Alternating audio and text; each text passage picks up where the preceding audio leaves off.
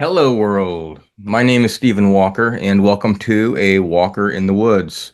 If this is the first video that you're watching, because it is carnivore, let me tell you a little bit about myself. I am from the United States originally, and I've lived in a few different places over my life, as far as the Gambia, West Africa, the Czech Republic, and now South Korea. And I've been in South Korea for about 20 plus years. I'm married here, so this is, I guess, my roots. Uh, I'm going to say 49% Korean and 51% American. I'll always be American over there. And so the last 10 days I've been on a water fast, and I finished that fast yesterday, which is November the 10th of 2024.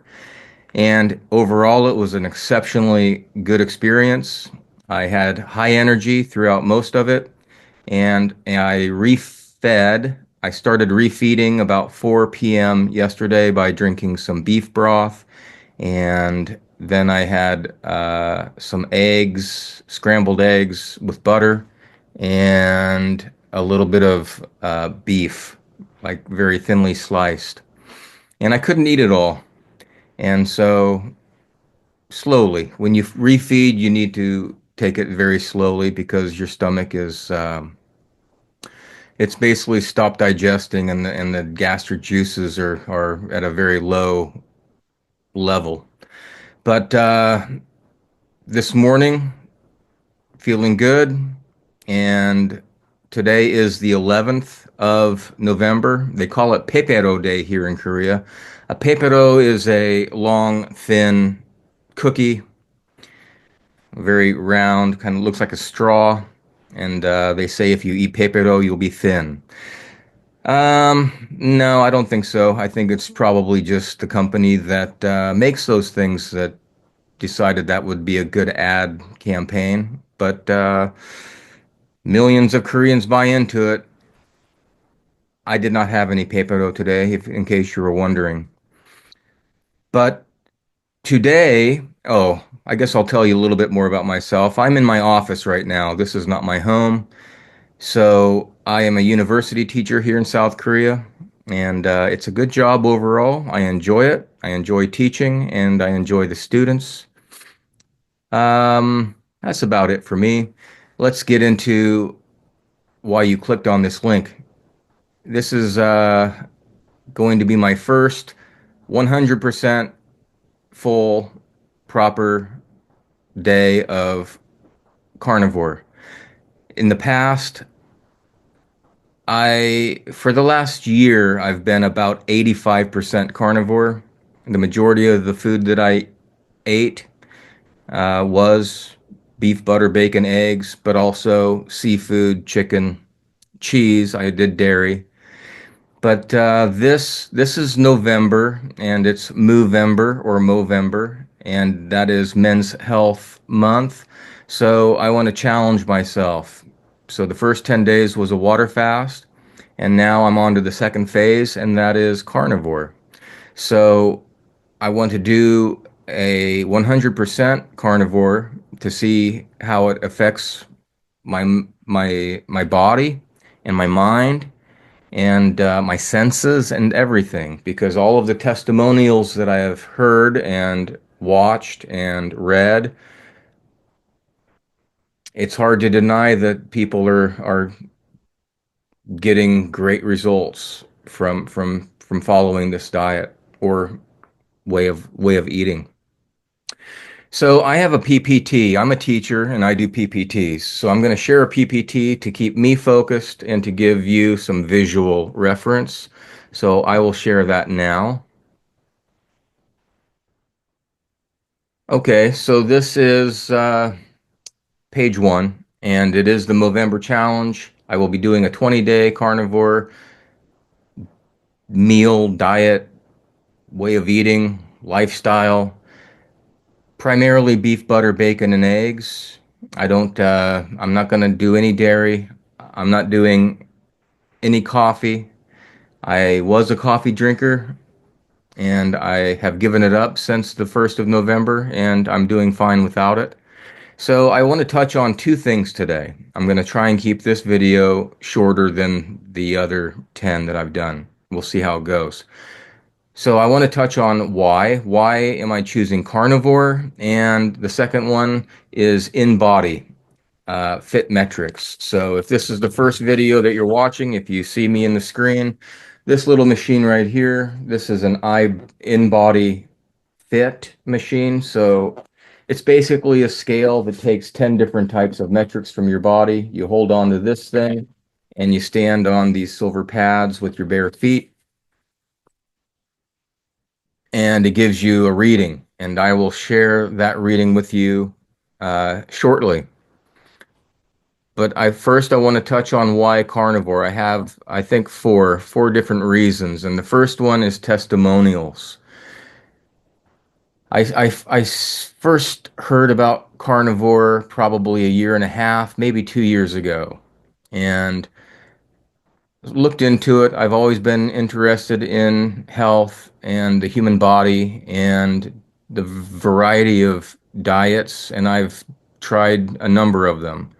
Vegetarian, raw, um, and some of them worked fine for a while, but I just couldn't sustain it.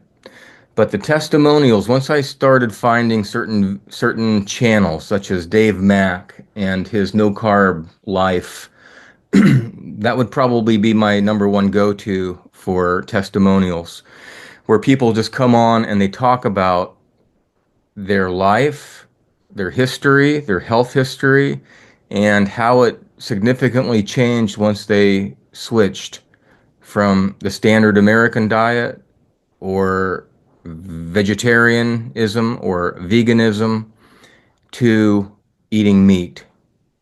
And it's actually just surprising, amazing, miraculous, all of the superlatives you can think of, positive superlatives, touch on one video or another that you will watch on his channel. And so I think he's accumulated upwards of maybe 300, I might be wrong, but hundreds of videos. Now, they're anecdotal, they're not found in medical literature, peer-reviewed reviews or journals, but they're real life, and you can see when they talk to Dave on his channel, there's no reason for them to lie. There's no financial gain. It's not for popularity. They're bearing their soul and are very believable. And then when you start the diet and you start to see the effects that it has on your own body, it's not believable, but it's knowing. And as Crow 777, if you know who he is, he says belief is the enemy of knowing. You can believe something, but that might not be true. The only way is to know. And if you know it, likely it's true. Testimonials, history, the history of man. Now, I'm not an archaeologist or whatever whatever science goes way, paleontologist, uh, whatever. I'm not one of those. I'm an English teacher. I teach English here in South Korea at a university. But if you go back into history, I mean way back, at the very beginning, okay, they say we were hunter-gatherers. Hunter-gatherers. Well, to me, that means that, basically we were omnivore.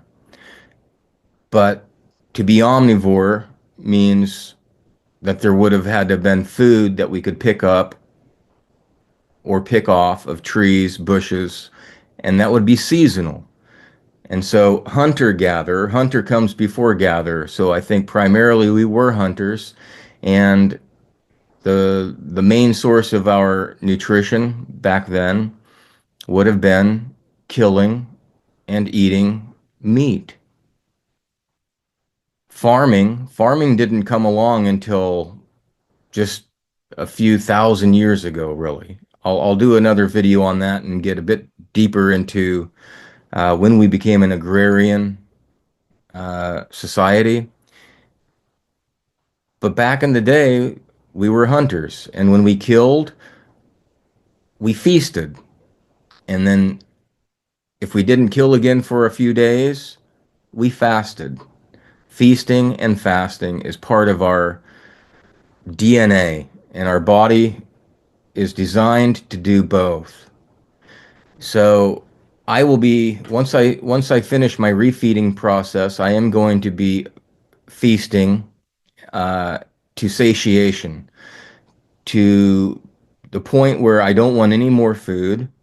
I will fill up on beef, butter, bacon, and eggs, and then I will see how long it takes before I'm actually hungry and something looks good. And when it does, then I will eat again. So I think that the history of humankind is something that should be looked at closely in relation with this way of eating. Dr. Ken Berry says it's the proper human diet, and I would believe him. Not believe him, but I think I know. I think I know he's correct. The third one is economics, and believe it or not, I would say economically it is cheaper to go carnivore than omnivore or vegetarian. Why do I say that? Number one, I just went shopping and I bought eggs. I bought some meat. I already have butter, and that's it. And so okay, I bought enough meat that I'm not going to eat it all today, so I'll put it in the freezer. And that meat will stay in the freezer for weeks and months. I don't want to leave it there for months because then it'll get freezer burn, and that's not good. But the point is, it will last. Now, when I was a vegetarian, I would go to the store and I would be buying all kinds of vegetables and fruits, and hell, I could buy chips and soda or beer, whatever. All of that accumulates into a very large price tag when you go to the checkout. And then you stick it in the fridge, and if you don't eat it all, a lot of it goes bad. So you're basically throwing your money into the trash can. There's very, very, very little waste with carnivore, and it tastes good. To be honest, meat tastes good. But economically, I'm not a mathematician, and I'm terrible. I said before, I'm a right brain person, not a left brain. If I really wanted to do this properly, I would probably tally everything that I buy and compare it to an average weekly budget for someone, an average person buying stuff at the store. I'm not going to do that. I will be giving metrics though on my own personal physical body. But if you disagree, you can comment below. But economically speaking, it's cheaper. And if you want to really cheap, you fast. 10-day fast, I didn't spend a dime. And the fourth one is well-being. And I just finished a fast. I feel great, and I feel now that I'm refeeding and putting a bit more food into my body, it's a little bit tender. I'm not used to eating for 10 days, so I need to take it slow. But when I did carnivore for about a month properly a year ago or 8 months ago, and I remember feeling very, very good. I had high energy, I had clarity of mind, my senses were heightened, and I could work out of the gym nonstop and not get tired for an hour. I'm not there all day. But the overall well-being, and also as a teacher, standing in front of people, sometimes you can, I've done it for 20 years. I don't really get nervous anymore, but as long as I'm prepared. But nerves, stress, anxiety affect a lot of people. And through the testimonials that I've heard, a lot of the stress and anxiety subside in a lot of people, as well as certain diseases such as heart disease, diabetes, high blood pressure, certain cancers. So the overall well-being is something that is affected by cutting all the carbs and sugars. And that's one, people might say, well, you cut all the carbs and sugars and that's why you feel good. Now, the meat is definitely a big part of it. Meat is absorbed into your gut. And if you don't believe me, you can watch, I think, Kent Carnivore, who's an Englishman, and he has a colostomy bag. He has no, I think a certain part of his intestine is gone. So basically, what he eats is digested in the stomach and then it goes into the bag.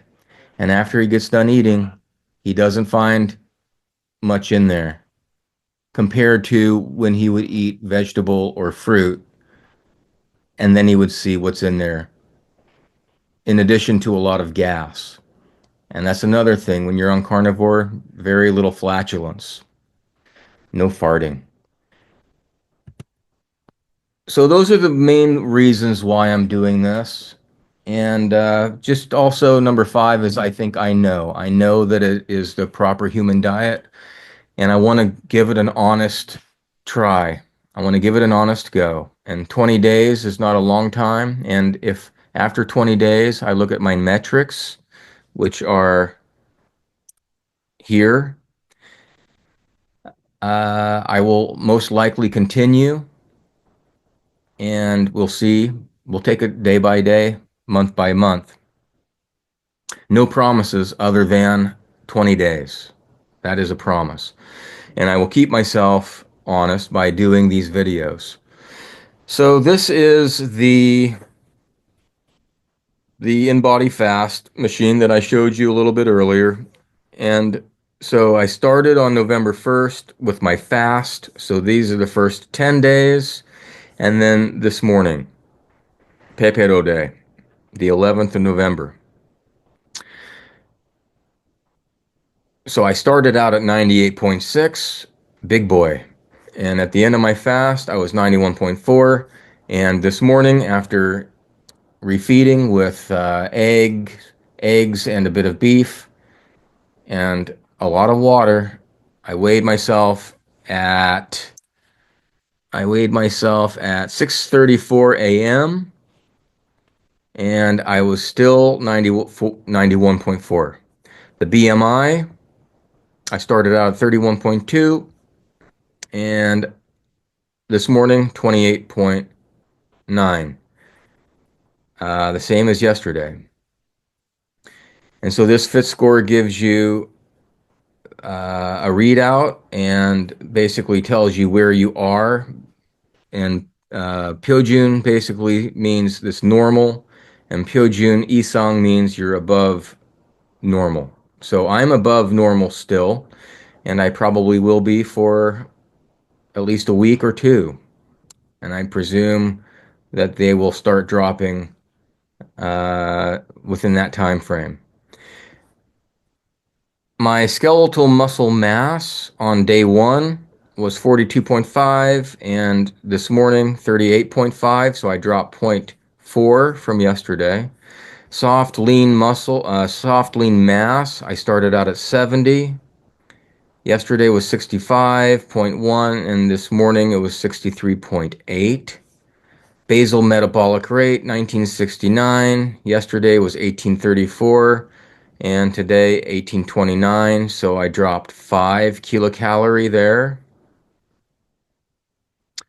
The percent body fat, I started out at 24.9, I went up. Yesterday I clocked in at 25.8 and then I went up again, 26.1 this morning. So this one confuses me. I'm not sure why. I'm sure a doctor can tell me. Maybe he'll say my machine is faulty. I don't know. But I will go back to the gym probably this weekend, and they have a larger, more expensive machine, and I'll take another reading and I'll share those results with you. Body fat mass. On the 1st of November, 24.5, yesterday 23.6, and this morning I am up zero point 0.2. Visceral fat, it's always fluctuated between 11 and 10. I'm back up to 11 this morning. And the waist hip ratio, this fluctuated a few decimal points, but this morning it says I'm 1.04, and I don't get it because my gut is definitely smaller than it was 10 days ago. My waist. If you don't believe me, I'm going to share a photo. Fit score is basically the overall score of the machine, and that's compared with the number of people that use it. I started out at 770, and I'm down to 741. From what I understand, a higher score is better. So going down is not how I imagined the numbers would be at the end of a fast, but we'll see what happens throughout the rest of the month.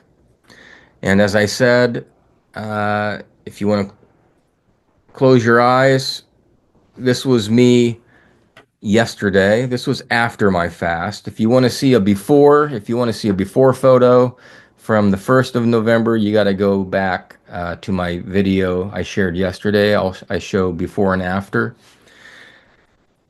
Obviously, I still have a gut, so that waist is larger than I want, but ingrain that into your memories. And then we're going to take a look at the end of November, 20 days later, and see if that's changed, as well as the muscular uh, part of my body. And here is the side view. And if you look at the photo, the before and after from yesterday, I've looked at it again, and I can see not a significant change, but definitely there's a change in my belly and my neck. The jawline is definitely being more pronounced, and those are the two basically. Those are the two basically that you notice first: the jaw, the neck, the belly. So that is about it for today, and I will be sharing videos not every day as I did with the 10-day fast. I think I'm planning on doing a video Monday, Wednesday, and Friday. And then I'll have the weekends off to spend with my wife. And I think three days a week is enough uh, to keep me honest, and for anyone that's interested in looking at the metrics and how carnivore affects the body. So I'm going to end with a quote, and this is by Seneca. And so he said, every new beginning comes from some other beginning's end. Every new beginning comes from some other beginning's end.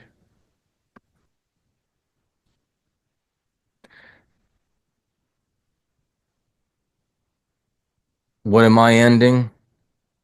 I'm ending booze, number one.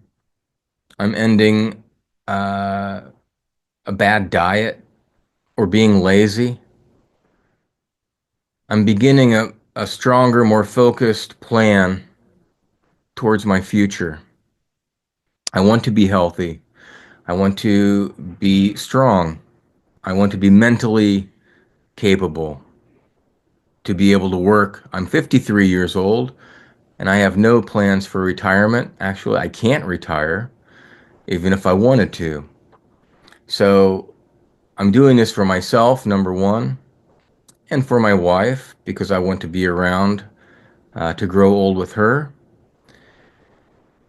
But yeah, every new beginning comes from an end. You have to end something, and hopefully that end is something that you want to end.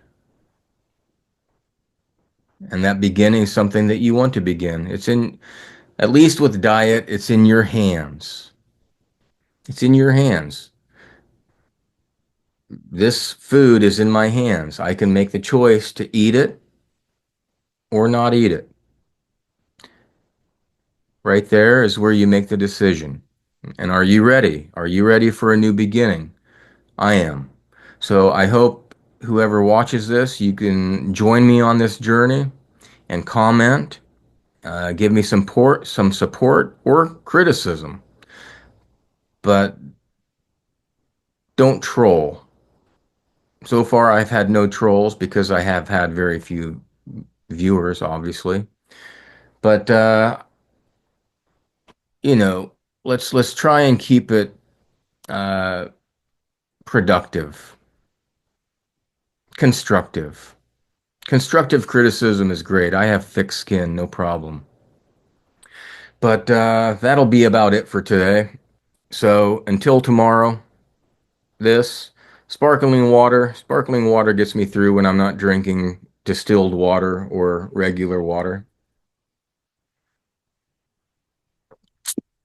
But until next time, ciao for now.